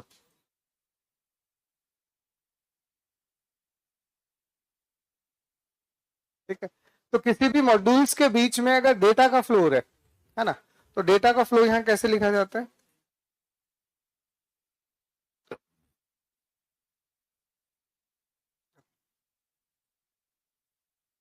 मान लो आपके डेटा का फ्लो, ये कोई मॉड्यूल रहे होंगे, ये मॉड्यूल 1 रहा होगा, ये मॉड्यूल 2 रहा होगा, अब आप ये चाहते हो कि यहां से डेटा यहां जा रहा है, जैसे आप लॉग इन करोगे तो डेटा जाएगा ना, जस्ट लाइक दैट।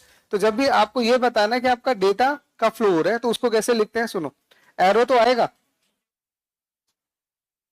नहीं वो तो जैसे यहां से यहां जाना है तो यहां से यहां चले जाओ, वो तो दोनों साइड लगा दो। अभी तो यहां से यहां जा रहे हो ना, तो कैसे लिखोगे कि हम डेटा के लिए जा रहे हैं, तो डेटा के लिए जा रहे हैं, ये तो आएगा ही आएगा, साथ में यहाँ आपको मिलेगा सर्कल, यहाँ पे आपको होलो सर्कल दिखेगा, दिस इज द नोटेशन। तो अगर आपको किसी भी एक मॉड्यूल से डेटा को दूसरे मॉड्यूल में भेजना है, तो उसके लिए आपको एरो विद होलो सर्कल लिखना पड़ेगा। ये तो एरो है, इसको क्या बोलते हो तुम,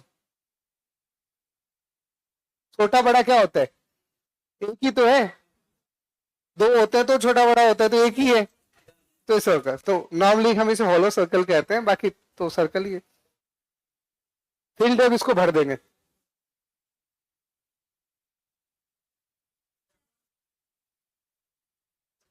हाँ तो 2 से 1 पे चले जाओ, ले लो, आपको इधर भी आना है, तो इसमें क्या सोचने वाली बात है। हो सकता है यहाँ से भी डेटा यहाँ जा रहा हो, हाँ तो जाने दो, ले लो।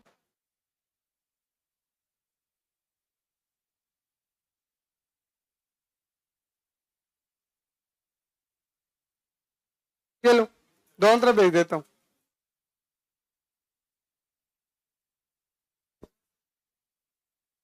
हाँ, ये तो बस बता रहा है कि ये मॉड्यूल, ये मैन मॉड्यूल है और ये पेरेंट मॉड्यूल है, इससे कनेक्शन बिटवीन द मॉड्यूल, ये तो हायरार्की बता रहा है। अब उस हायरार्की में क्या जा रहा है, अब हम यहाँ पे क्या बताना चाह रहे हैं, हमारी कपलिंग बताना चाह रहे हैं, तो हम बोले यहां से डेटा यहां जा रहा है, this form of the parameter. हाँ, अलग से ये किया गया कि यहां से डेटा यहां जाएगा, पास हो रहा है, तो डेटा पास हो रहा है आपका। तो ये नॉर्मली जो आपने सिंबल यूज किया है, ये वाला सिंबल, ये, इसे ही हम बोलते हैं डेटा कपलिंग। जब आपका डेटा पास हो रहा है ना, तो डेटा का फ्लो ये बताएगा आपको। इसमें कुछ है ही नहीं लिखवाने को, बिलीव मी, होता तो जरूर लिखवाता। मैं डेटा का फ्लो, अब मैं क्या लिखवाऊं इसमें कि इसमें हम डेटा का फ्लो एक मॉड्यूल से दूसरे, क्यों जबरदस्ती टाइम पास कर रहे हो, यहाँ कुछ है ही नहीं लिखवाने को कि डेटा इधर से इधर जा रहा है। अब डेटा जा रहा है तो नोटेशन पे फोकस करो ना, वो तो नाम से समझ में आ रहा है, तो इसके लिए ये नोटेशन इज इंपॉर्टेंट, ये है आपके काम पे, जिसमें बाकी काम आ रहा है डिजाइन में। जब आप एक प्रॉपर डिजाइन बना रहे हो जहां सब कुछ बताना चाह रहे हो कि एक मॉड्यूल है, यहां से आपने लॉगिन किया, यहां से डेटा आ रहा है, यहां डेटा जा रहा है, यहां चीजें रिपीट हो रही हैं, सब डिजाइन में यूज लेते हैं ये सिंबल्स। आपसे सिर्फ सिंबल्स पूछे जाएंगे कि अगर आपसे कोई क्वेश्चन बनेगा तो यही पूछा जाएगा कि स्ट्रक्चर चार्ट में डेटा फ्लो कैसे लिखा जाता है, बता दोगे? Arrow with hollow circle, hollow circle not circle, circle तो दोनों दूसरे में भी आएगा, कंट्रोल में भी सर्कल ही आता है, बट और फील्ड सर्कल आता है, उसको भरेंगे हम, ठीक है। इसी को 5वां और लिख लो।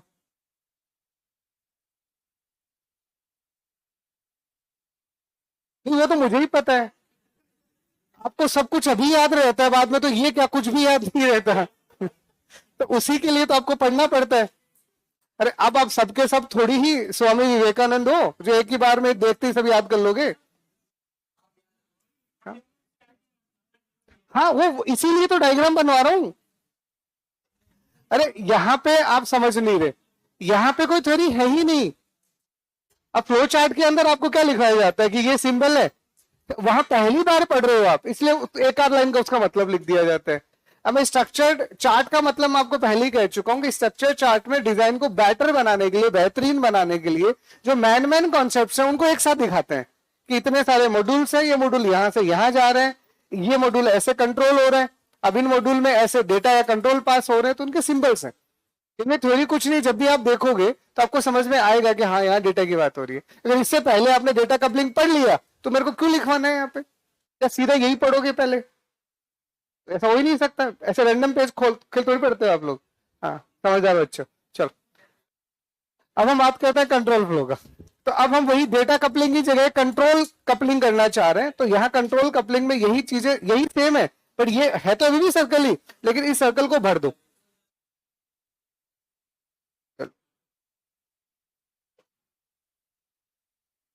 इसीलिए आप जो सर्कल सर्कल चिल्ला रहे थे, इसलिए मैं उसे सर्कल नहीं बोल रहा था।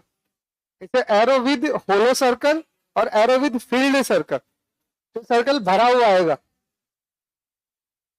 बस इतनी सी बात है। हाँ, ये ठोस गोला है और वो खाली गोला है ना, तुम जो लिखना चाहो लिख लो।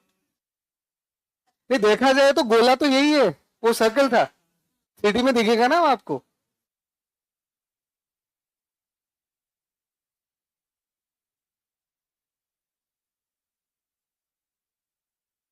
तो मतलब कहीं स्टेटस चेक करवाना है तो ये लिखोगे। अब आपने कहीं पे भी लॉगिन के लिए गए, अब सुनना, मैं आपको ये कहना चाह रहा हूँ, चलो मैं एक सिंबल और बचा पहले वो बता देता हूँ, फिर एक छोटा सा 2-3 सिंबल्स का यूज करके टिंगा सा स्ट्रक्चर चार्ट बना के दिखा दूंगा।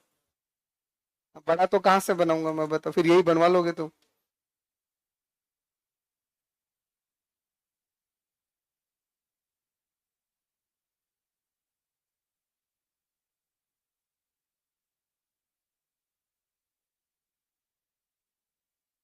देख लिया।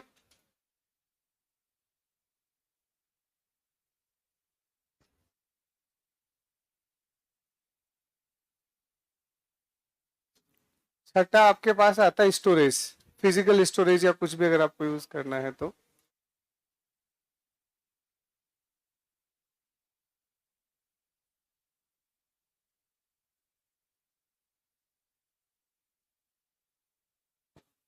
तो फिजिकल स्टोरेज के लिए अलग से तो कोई सिंबल है नहीं, सिंपल आपको रेक्टेंगल यूज करना। अरे मैन मॉड्यूल और सब मॉड्यूल्स में तो अकेला कभी रहेगा ही नहीं वो, तो वो एरो लिंक निकल आएंगे उसके नीचे। और यहाँ पे अगर आप ये अकेला है, इसका मतलब आप सिर्फ क्या यूज कर रहे हो, डेटाबेस से काम करना चाह रहे हो। और डेटाबेस का मतलब ही यही है कि आपका कंट्रोल फ्लो हो रहा है। अब डेटा जहां से आएगा ऑथेंटिकेशन तो वहीं से मिलेगा। तो अगर आप इस फिजिकल स्टोरेज यूज कर रहे हो तो एज ए आउटपुट यहां से क्या मिलेगा, कंट्रोल। और एज ए इनपुट यहां क्या जाएगा, डेटा। अब तुमने डेटाबेस को डेटा ढूंढने के लिए भेजा, वहां से डेटा मिला, अभी अगर आप सही हो तो बदले में आपको कंट्रोल सिग्नल मिल जाएगा।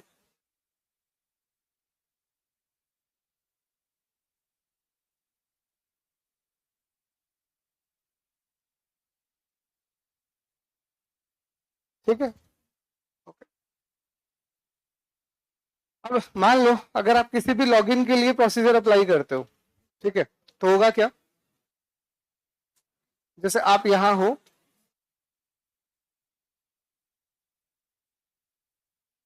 अब आपने लॉगिन के लिए गए।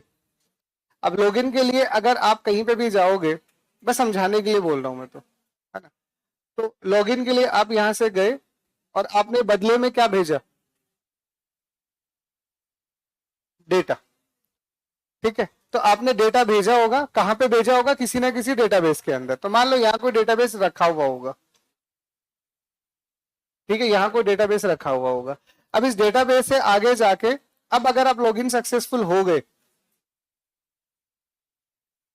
आगे आपको कोई कंटेंट दिखाना है, तो मान लीजिए फॉर एग्जांपल आपने, मान लीजिए होम पेज पे जाना है लॉगिन करने के बाद, तो हम क्या बोलेंगे कि यहां से हम आए, डेटा से वेरीफाई किया, और अब अगर अगर आप यहां से वैलिड हो तो यहां से कंट्रोल सिग्नल जाएगा और वो उठ के यहां चला जाएगा। ठीक है, और कुछ एरर वेरर दिखानी है तो कुछ और बना देना, मैं तो ऐसी एक सिंपल रैंडम। अब यहाँ पे आप आए, सुन लो बस, मैं तो ऐसे ही बोलना चाह रहा हूँ। अब यहां से अब आप बैठ के फॉर एग्जाम्पल अब आप ईमेल भेजना चाह रहे हो और ये काम आप बार बार करना चाह रहे हो। अरे ऐसी रैंडम लिख रहा हूँ, कुछ तो लिखूं समझाने के लिए। तो अब मैंने आपको बोला कि अब आपको ईमेल लिखना है, तो अब आप ईमेल का काम कर रहे हो और अब आप बार बार ईमेल लिखना चाह रहे हो, तो लो जी अब ये ईमेल वाला काम यहाँ बैठ के बार बार करते रहना। एक रफ आइडिया दे रहा हूँ, वो तो जब तक मेरे पास भी ड्राफ्टिंग नहीं आएगी मैं कैसे बनाऊंगा। तो इस सिंबल में थोड़ा सा सिस्टमेटिक वे आ गया कि आप सबसे पहले लॉगिन किया, लॉगिन में आपने अपना क्रेडेंशियल डाला डेटा की फॉर्म में, डेटाबेस पे गए, डेटाबेस से आपका कंट्रोल सिग्नल निकला, कंट्रोल ये कि okay you login is success, तो आप होम पे आ गए। अब यहाँ बैठ के कोई काम करना चाह रहे हो, तो मान लीजिए बैठे बैठे बार बार आपको खूब सारी ईमेल लिखनी है, तो ईमेल वाले मॉड्यूल को एक बार कॉल किया, दो बार मॉड्यूल किया, बार बार चलता रहेगा। कुछ और लिखना है तो आप लिख सकते हो। उसमें भी अगर आप मल्टीपल काम करना चाह रहे हो, जैसे ये तो ईमेल वाला काम बार बार है, अब आप ये कहना चाह रहे हो कि नहीं यहाँ पे हम ईमेल के साथ साथ, जैसे मैं एक बात तो रैंडम से लिख देता हूं कि अगर आपको ऐसा लग रहा है कि ईमेल के साथ साथ हम यहाँ पे कुछ और काम भी कर सकते हैं,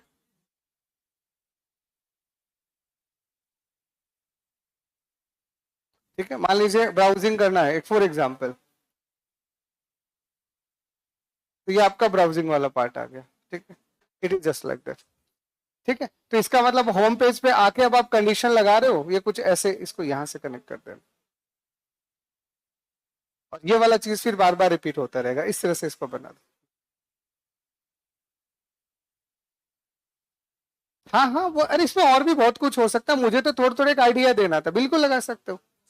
नहीं नहीं, कंडीशन यही लगा दो ना, चाहे तो कि लॉगिन सक्सेस है या नहीं है, तो यही कंडीशन लगा दो आप, यहीं पे कंडीशन लगा दो, सक्सेस वाले पे होम पेज कर दो, नहीं तो एरर या कहीं और रिडायरेक्ट करना वो कर दो। एरर के लिए तो मॉड्यूल लिखा जाएगा ना, 404 पेज नॉट फाउंड, तो आप मॉड्यूल लिखोगे, तो यहाँ पे आप कंडीशन लगा के मॉड्यूल लिख सकते हो। मैंने को बोला था ना मैं छोटा सा लिख रहा हूं, तो मैंने कुछ लिखा है सिर्फ आपके इमेजिनेशन को शार्प करने के लिए। आपके भावनाओं को चोट पहुंचाने का मेरा कोई लक्ष्य नहीं है। तो समझ में आए तो अच्छा, नहीं आए तो सिंबल तो याद कर ही लिए तुमने।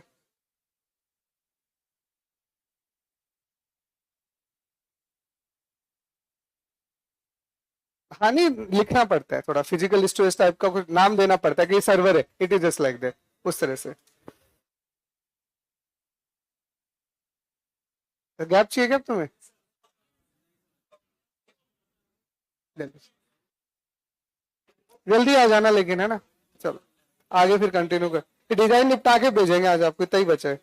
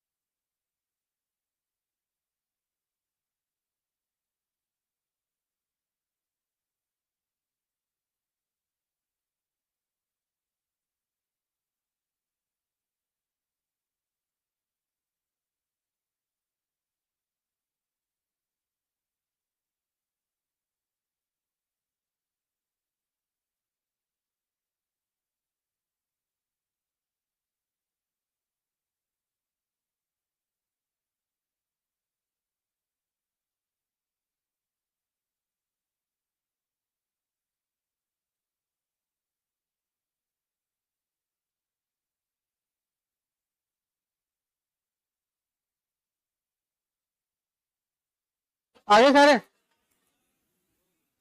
तुम तो ऐसे ही आते रहोगे। चलो अगला लिखिए।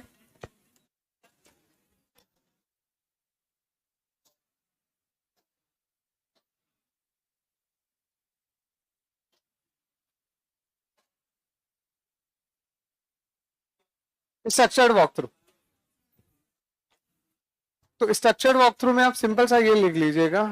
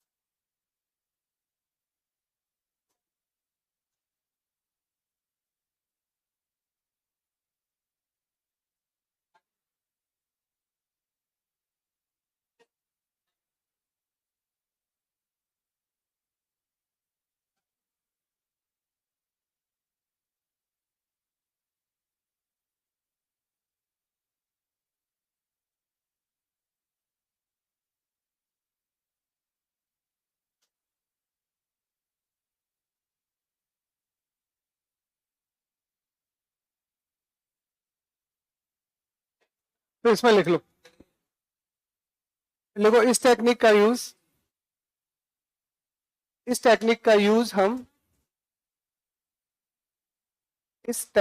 यूज हम एनालिसिस, डिजाइन, कोडिंग और टेस्टिंग में करते हैं। मतलब ये कोई डिजाइन का नहीं है, सब पे काम लोग है ना। इस टेक्निक का यूज हम analysis, design, coding and testing में करते हैं।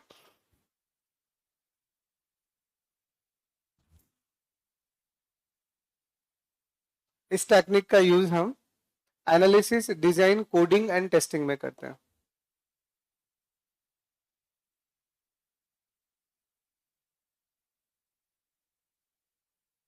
देखो इस टेक्निक में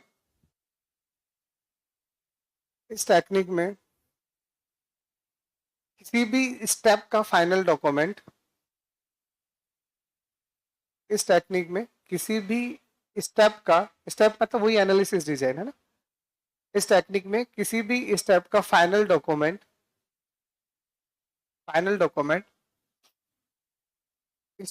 स्ट्रक्चर्ड तरीके से फाइनल डॉक्यूमेंट स्ट्रक्चर्ड तरीके से स्ट्रक्चर्ड तरीके से रिव्यू किया जाता है। स्ट्रक्चर्ड तरीके से रिव्यू किया जाता है ताकि उसे इम्प्रूव किया जा सके, ताकि उसे इम्प्रूव किया जा सके। अब यहाँ स्ट्रक्चर्ड का मतलब क्या है? ये वही है जो जेड में होता है। फिर भी मैं लिखवा देता हूँ यहाँ कौन कौन पार्टिसिपेंट्स होते हैं। हाँ लिखो लिखो।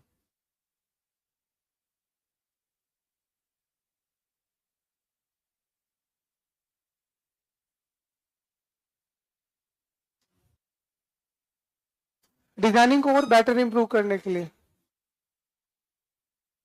हाँ ये स्टेप का पार्ट होगा। लाइक डिजाइनिंग में हम स्ट्रक्चर वॉक थ्रू का यूज कर रहे थे, that's called the design structured walk through. पर नाम जोड़ देना, ये 4 टाइप का हो गया। स्ट्रक्चर्ड वॉक थ्रू अपने आप पे 4 टाइप का हो गया, जिस स्टेप के लिए यूज कर रहे हो उसी का होता है। इसीलिए मैंने फाइनल डॉक्यूमेंट बोला है। अब एनालिसिस करोगे तो एसआरएस बनाया होगा, डिजाइन किया होगा तो डिजाइन डॉक्यूमेंट्स बनाया होगा, कोड किया होगा तो कोड डॉक्यूमेंट्स बनाया होगा। ये उन डॉक्यूमेंट्स पे काम करता है। ठीक है, लिख लिया है ना। इसमें लिखो।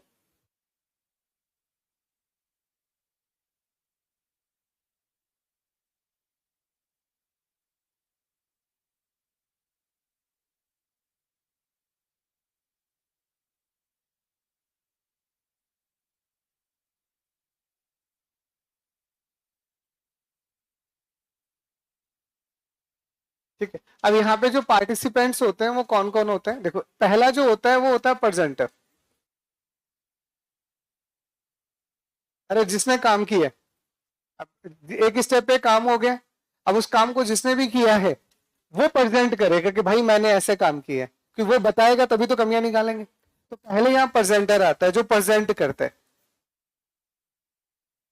Present the document. ठीक है, इसका काम होगा डॉक्यूमेंट को प्रेजेंट करना जो उसने बनाया होगा। दूसरा यहां होती है रिव्यू टीम।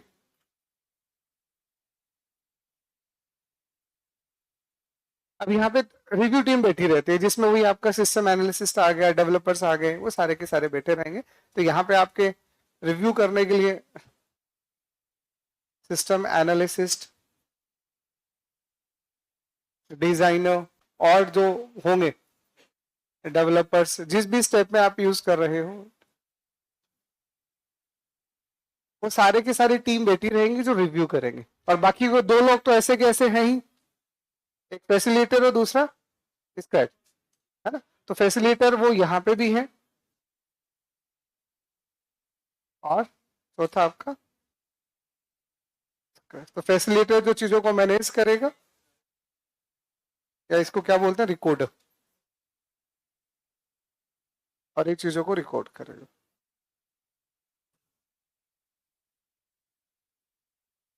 ठीक है, अब इसमें प्रेजेंटर का मतलब है जो उस डॉक्यूमेंट को रिप्रेजेंट कर रहे हैं।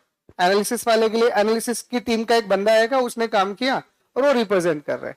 डिजाइन के लिए डिजाइन की टीम से एक पर्सन आएगा और वो रिप्रेजेंट करेगा। ये चार तरह के लोग यहाँ पे होते हैं।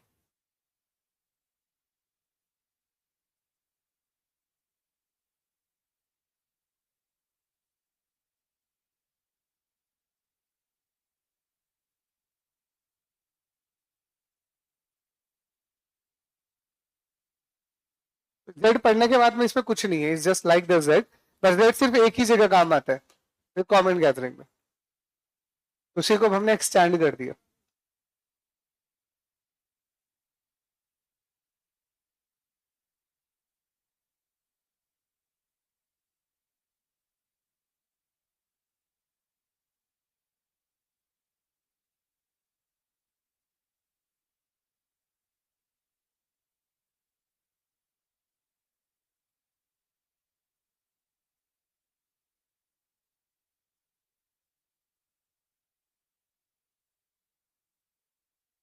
स्टेप इसकी वही है जो हमने जेड में परफॉर्म की थी, तो स्टेप्स की नीड नहीं है।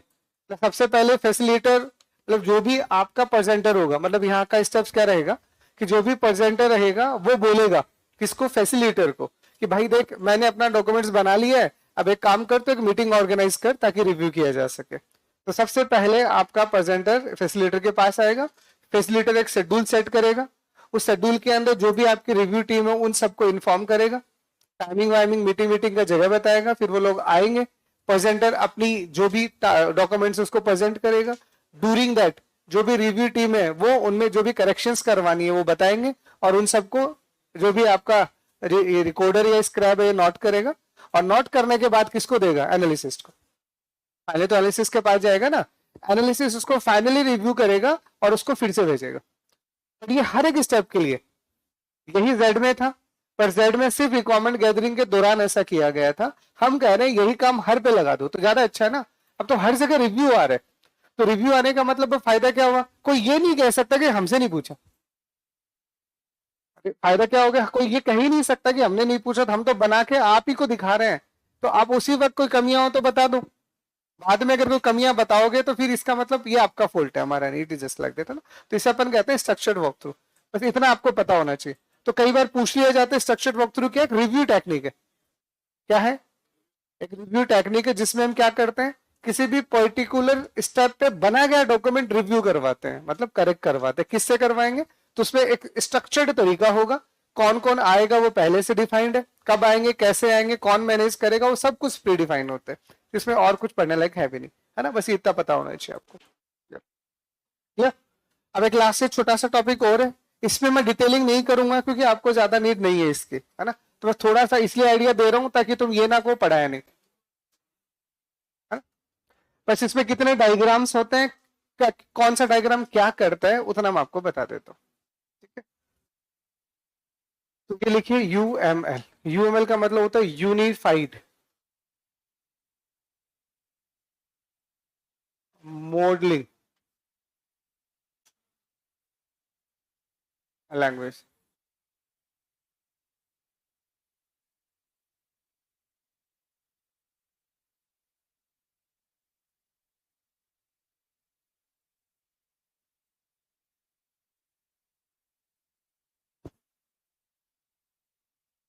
तो यूनिफाइड मॉडलिंग लैंग्वेज जो है ये बेसिकली यूज होता है आपके ऑब्जेक्ट ओरिएंटेड कॉरेस्पॉन्डिंगली। अब अगर आपको कोई भी डिजाइन बनानी है और उसमें ऑब्जेक्ट्स का रोल आ गया, अभी तक हमने ऑब्जेक्ट की बातें नहीं की, बट अगर आप ऑब्जेक्ट ओरिएंटेड कॉन्सेप्ट्स को लगा रहे हो, उनसे रिलेटेड सारी की सारी चीजें देखना चाह रहे हो, तो उसके लिए यूएमएल यूज होता है। तो it is used for explaining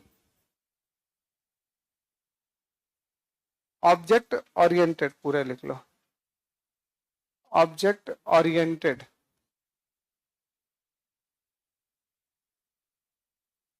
activity using diagram. ऐसे लिख, तो जो भी आपके ऑब्जेक्ट ओरिएंटेड एक्टिविटी या कॉन्सेप्ट है, देखो इसमें यूएमएल का फुल फॉर्म तो लिख ही लो, यूनिफाइड मॉडलिंग लैंग्वेज। ये जिसने बनाया था उनका नाम था OMG, ऑब्जेक्ट मैनेजमेंट ग्रुप। वो मतलब जो भी है कुछ ऐसे करके नाम था इनका, ऑब्जेक्ट मैनेजमेंट ग्रुप। वो जो ऑब्जेक्ट को मैनेज करते हैं, ओम, ठीक है, ओम टी था या डीजी था, ऐसे ही था कुछ, ठीक है। तो लिखो फुल फॉर्म, लिखो इसका यूज, या इस डायग्राम से ऐसे लिख लो, यूएमएल से लाइक इसका यूज ऑब्जेक्ट ओरिएंटेड एक्टिविटीज को, इसका यूज ऑब्जेक्ट ओरिएंटेड एक्टिविटीज को डायग्राम से रिप्रेजेंट करने के लिए होता है।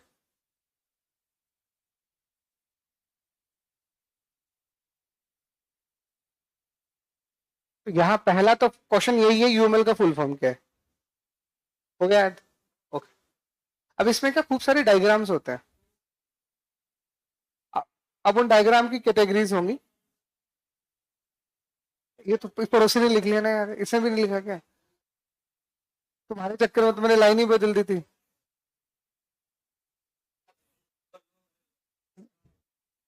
इसका यूज ऑब्जेक्ट ओरिएंटेड एक्टिविटीज को डायग्राम से रिप्रेजेंट करने के लिए होता है, ठीक है। तो यहाँ सारा का सारा खेल डायग्राम का बनेगा। तो मैं एक बार तो आपको पूरा चार्ट बना देता हूँ, उसको दिमाग में डाल लो, है ना।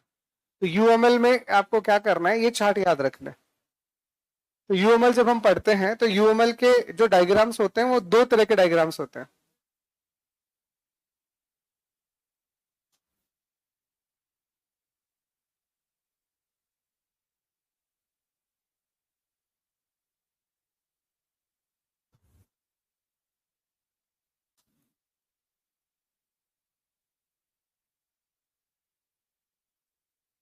दो तरह के डायग्राम्स यूज होते हैं। पहला जो डायग्राम होता है उसको अपन कहते हैं स्ट्रक्चरल डायग्राम, जिसे स्टैटिक डायग्राम भी कहते हैं। और दूसरा आपका डायग्राम होता है वो होता है बिहेवियर डायग्राम, डायनेमिक।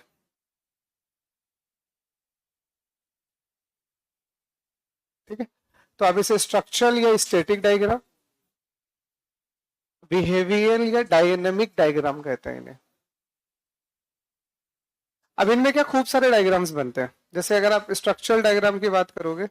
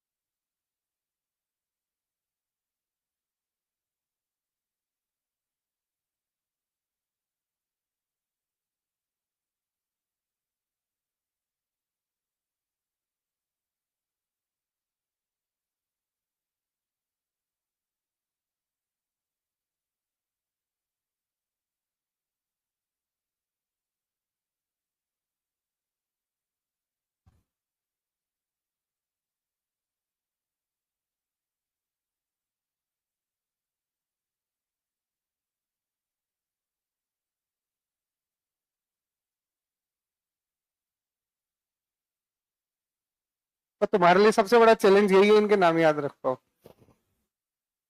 ठीक है। तो जो भी आपके ट्रिक बना लेना तुम, जो भी आपके यूएमएल डायग्राम्स होते हैं नहीं, मुझे तो ऑब्जेक्ट ओरिएंटेड कॉन्सेप्ट आते हैं ना,